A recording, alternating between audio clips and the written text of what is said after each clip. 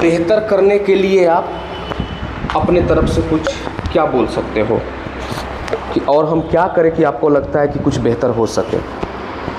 क्या इम्प्लीमेंट और कर सकते हैं हम लोग अपने आपके सब्जेक्ट के लिए? आप जो बोलोगे मैं वो आपको प्रोवाइड करूँगा ज़रूर। क्लासेस बढ़ाने हैं या जितना चल रहा उतना इनफ है? इनफ है, ठीक है। दूसरा चीज़ कि आपको जो मटेरियल के लिए किताब दिया जा रहा, जो प्रोवाइड किया जा रहा, आप उसको थोड़ा सा आप अपने तरफ से इम्प्लीमेंट में लाइए तो चीज़ें थोड़ी सी बेहतर होंगी। और सबसे आखिरी चीज़, मल्टीपल चॉइस पे ध्यान देना बहुत ज़रूरी है और केस बेस्ड हो। असर्शन रीजन बहुत बच्चों को पता ही नहीं है, रूल्स नहीं पता, 4 रूल है ना, ठीक है। हालांकि उसको याद रखने जैसा कुछ नहीं है, एग्जाम में तो लिख के आता है, बट उसका एग्जैक्टली स्टेटमेंट बहुत मायने रखता है और उस स्टेटमेंट को अगर आप पकड़ोगे नहीं ना तो फिर प्रॉब्लम होगा, ठीक है। चलो ठीक है, दे दो सर को। लो सर, आप तो बहुत दिन से हो तो आप अपने तरफ से बोलो कि फिजिक्स को और बेहतर करने के लिए क्या करोगे या क्या करना चाहिए? सर मेन है कि फिज़िक्स को बेहतर करने के लिए हमें ज़्यादा से ज़्यादा थ्योरी से ज़्यादा क्वेश्चंस प्रैक्टिस कराना पड़ेगा। थ्योरी जो हो जाता है वो तो ठीक है, बट थ्योरी से रिलेटेड जितने क्वेश्चंस है उसके लिए बच्चे को कुछ टाइम तो मैं आपको भी थोड़ा सा इस चीज़ के लिए पुश करूंगा कि मल्टीपल चॉइस, केस बेस्ड, इन सबको थोड़ा सा ये सर देखना पड़ेगा। ये थोड़ा सा आप इम्प्लीमेंट में लाए। एग्जैक्टली आप लोग कोशिश करो हर दिन 10 क्वेश्चन आपको मल्टीपल चॉइस में इंक्लूड हो। चलो ठीक है, आप सर को दे दो। सर आपके लिए सर मेरे तरफ से एक जो सलाह है वो ये है कि एनसीईआरटी हो जाने के बाद आप थोड़ा सा इस चीज़ को आप अब लेके चलो सैम्पल पेपर पे। सैम्पल पेपर पे आने के बाद क्या होगा कि आपको टाइप ऑफ क्वेश्चंस भी समझ में आएंगे एंड उस पर जो रिएक्शंस हैं, मैकेनिज्म है, उनको थोड़ा सा लाइटली ले जाओ। लाइटली देने का मतलब क्या कि नाम बच्चों को आना बहुत ज़रूरी है। और एक जो मैं सलाह देता हूँ उस चीज़ को सर थोड़ा सा आप इसको भी बच्चों को बोलो। केमिस्ट्री में अगर आपको फुल मार्क्स चाहिए तो जब आप रिएक्शन लिखते हो ना तो आप उसका पहले स्टेटमेंट लिखो। स्टेटमेंट बोले तो language, this react exactly in the presence of this. अब अगर उसके बाद अगर आप उस रिएक्शन को लिखते हो ना तो एक प्रॉपर इम्पैक्ट पड़ेगा। बिल्कुल सर, है ना, ये थोड़ा सा जरूरी है। लिखने का तरीका बहुत जरूरी है। आजकल का पेपर कैसे चेक हो रहा भाई, वो डाल दे रहा स्क्रीन पे, है ना, जो आप लिखे हो आपको उसी पे मिलना है मार्क्स। अगर आपका लिखने का तरीका सही नहीं होगा, अब मैथ्स की बात करता हूँ, मैथ्स में जो भी वर्ड्स प्रॉब्लम है, आप इंटीग्रेशन ले लो, सॉरी एओडी ले लो, आप एप्लीकेशन ऑफ डेरिवेटिव, अगर आप उसमें दिए हुई चीज़ों को नहीं मेंशन करोगे मार्क्स नहीं मिलेगा। और एक बात, रिलेशन फंक्शन ये एक ऐसा अश्वत्थामा है जिसको मारने का तरीका ही एक था ना, उसको भी मारने का एक ही तरीका था। इस टॉपिक को भी मारने का एक ही तरीका है, आपको लैंग्वेज आनी चाहिए, आपको कॉमा, ब्रैकेट, इन सब का ज्ञान बहुत जरूरी होना चाहिए। आप जो इम्प्लाइज दैट लिखते हो ना वो कहाँ यूज हो इसकी भी जानकारी आपको होनी चाहिए। इंटीग्रेशन कुछ नहीं बोलता, वो आप सीधा शुरू कर दो, है ना। अगर आप 10th में आप ले लो एप्लीकेशन ऑफ ट्रिग्नोमेट्री, जिसको हम लोग क्या बोलते हैं, हाइट एंड डिस्टेंस, भैया वो बटा हुआ है सवाल, उसके जो मार्क्स डिस्ट्रीब्यूशन है वो बटे हुए हैं। आपका फोटो बनाना और लैंग्वेज लिखना 1 मार्क है, कैलकुलेशन होना बीच में 1 मार्क है, और जो करेक्ट आंसर है उसका 1 मार्क है। स्टेप मार्किंग है ना बात। और एमसीक्यू वगैरह, हाँ एमसीक्यू का तो आपका है सर, जरूर उस चीज़ को आप थोड़ा सा इम्प्लीमेंट करो। एंड हाँ हम बोले सर मैथ्स का जरूरत पड़ता है, ठीक है, और कुछ क्लासेस हम बोलते हैं सर घर बार जब है तो बच्चा नया आया है, ठीक है, मतलब छूट गया बहुत सारा, सिलेबस आधा कंप्लीट हो गया, तो लोग को एक्स्ट्रा क्लास हम बोलते हैं घर बार जरा इजाजत देते, ठीक है, अब तो मना कर देते हैं, ठीक है। मैथ चाहिए सर, और जो आपको एक सीट दिए थे लास्ट में सुनाने के लिए, वो चाहिए हमको उसको प्रैक्टिस करवाने के लिए। अच्छा, सिलेबस आगे लेकर खत्म हो चुका है, ठीक है, वो चाहिए। और आप बोले कि 10 क्वेश्चन चाहिए, तो उसमें निकल जाएगा। आप बताओ कौन कौन सा मैप चाहिए आपको? वर्ल्ड मैप और इंडिया का मैप। वर्ल्ड मैप बड़ा सा एकदम, ठीक है, वर्ल्ड मैप और इंडिया का मैप। ये जब भी आपका क्लास होता है ना, ये मैं वैसे भी खरीद के ला के लगा दूंगा आपके लिए, लेकिन ये क्लास जब भी होता है आप उस पैनल पे क्लास लो, पे? हाँ, आप पैनल पे क्लास लो और उससे क्या होगा कि वो बच्चा भी देखता रहेगा, आप भी उसे एक्सप्लेन कर सकते हो। लेकिन मैं ये ला दूंगा जरूर, वर्ल्ड मैप और इंडिया मैप दोनों ला दूंगा, बड़ा वाला। अच्छा, कुछ क्लासेस की जरूरत होता है कि कैरेक्टर बेस पढ़ाते हैं, डेट बेस नहीं पढ़ाते। जैसे कोई कैरेक्टर महात्मा गांधी हो गए, उनके आसपास जितना भी कहानी उससे स्टार्ट करते हैं, ठीक है, हमको रिलेट कर पाए। एग्जैक्टली। तो सर उसके लिए पीपीटी का जरूरत पड़ेगा। उसको ठीक है, आप स्मार्ट बोर्ड यूज करिए। ठीक है सर। ठीक। और क्वेश्चन का प्रैक्टिकल सीट सर? राइट, दूंगा, मैं प्रोवाइड करूंगा।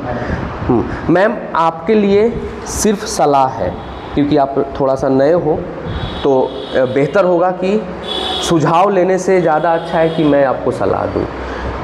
अगर आप केमिस्ट्री और फिजिक्स पढ़ा रहे हो तो आप इसकी तैयारी करो।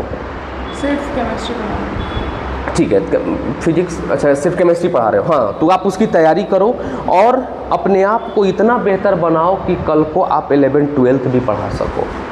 क्योंकि अगर हमारे पास बैकअप टीचर्स होते हैं तो हमें भी एक बूस्टअप रहता है। आप लोगों का बैकबोन मैं हूँ। आप बेझिझक बोल देते हो कि सर आज नहीं आऊँगा, उसका रीज़न क्या है कि आपको ये चीज़ पता है कि आपका क्लास खाली नहीं जाएगा, आपका क्लास बढ़ेगा आगे।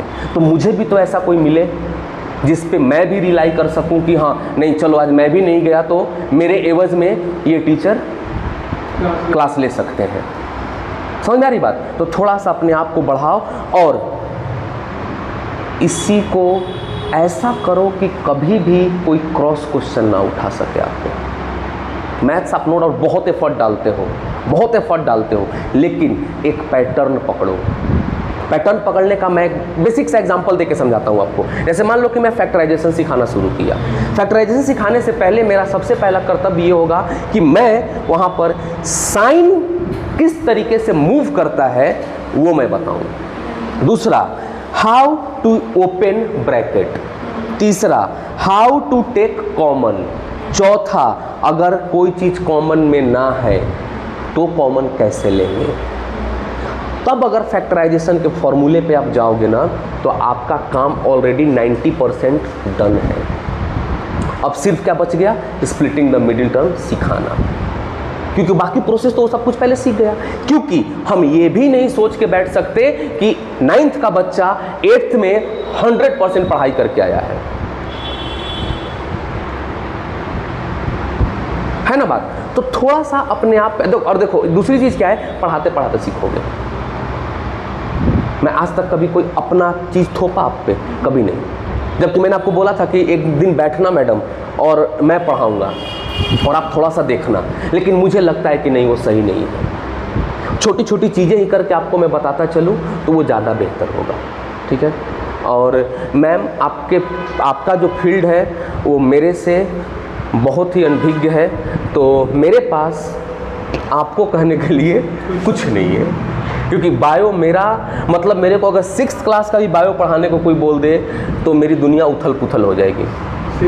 आप अपने लिए ही आप अपना बेहतर कुछ सोचो, आप अपने लिए मल्टीपल चॉइस बनाओ, आप अपने लिए केस बेस्ड करो। नहीं होता है आप किताब लो, बायो का किताब हर किसी का यहाँ पे पड़ा हुआ है, आप किताब लेके जाइए, आप उनको अपने तरफ से स्टडी करिए।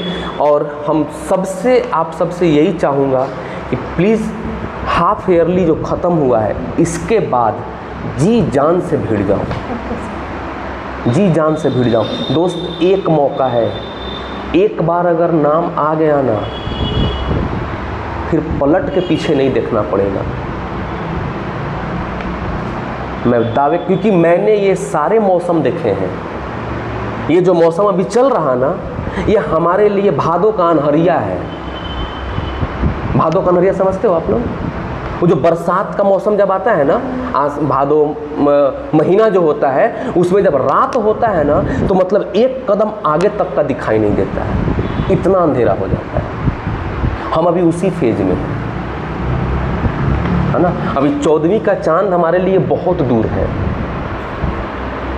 लेकिन दूर सिर्फ और सिर्फ इस वजह से है कि हम अपने आप को परफेक्ट नहीं कर रहे हैं। आज जो कुछ भी आप लोगों को सिखाया बताया गया, आप ये 1 महीना करके देखो, आपके अंदर भी एक अलग लेवल का कॉन्फिडेंस दिखाई देगा और बच्चा भी आपके साथ बहुत नेक्स्ट लेवल आपसे क्या बोलते हैं उसको, लाइक मतलब एक कनेक्शन जो आपका है वो बनेगा, है ना। और यहाँ पर कोई किसी के दिमाग में ये नहीं होना चाहिए कि ये मेरा है, ना भैया, ये सबका है। आप सब हो तो ही मैं हूँ, और मैं हूँ तभी आप लोग भी हो। फैक्ट है ना। तो मैं बस इतना ही चाहूँगा कि इस जगह को तो एटलीस्ट देखो, एक बात होता है ना, लोग दूर दूर से कहाँ जा रहे हैं, सराय ढेला। हाँ, मैं वो आदमी हूँ और ये जिद है कि मैं वो प्रवाह पलटूंगा, धारा विपरीत दिशा में बहाऊंगा। कहने का मतलब क्या है कि एक दिन ऐसा आएगा जब सराय ढेला का लोग इधर आएंगे, यहाँ विष्टिपाड़ा हीरापुर आएंगे, और ये जिद है और ये पूरा होगा। जिस लेवल पे हम अपने आप में 1 रुपया नहीं बचाने का सोचता, जितना हो सके आज जो होगा शाम को, हाँ, सबको पता है 5-10 हज़ार तो घुसेंगे ही, 5,000 तो मिनिमम मान के चलो प्राइस है। सबको खरीद के, अभी खरीदने जाना है मुझे, अभी सब कुछ करके, तो 5,000 जाना ही जाना है एनी हाउ। वो 5,000 बचता तो थोड़ा सा मेरे लिए ही रहता, लेकिन वो चीज़ मैं नहीं देख रहा, है ना। तो ये चीज़ होगा, बशर्ते आप लोग मेरा साथ दो, और इस साथ से जो भी जिसको भी जो जितना मिलना है सबको मिलेगा, इसकी गारंटी मेरी है। ठीक है ना, ठीक है। चलिए तो फिर प्रणाम, नमस्कार। आप दोनों रुकिएगा, आप दोनों के लिए कुछ काम है। ठीक है सर, ओके।